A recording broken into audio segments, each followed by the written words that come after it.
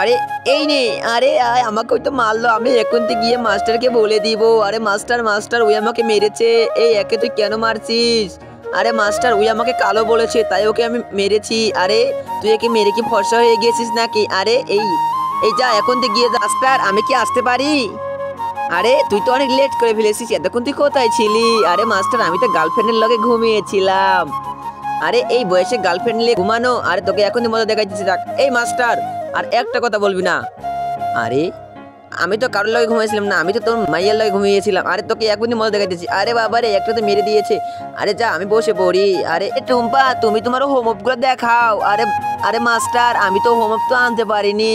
এই কেন আনিসনি? যা তুই এখন তুই যা, তুই মোরগের মতো এখানে দাঁড়িয়ে থাক। আরে মাস্টার আপনি গাধা নাকি?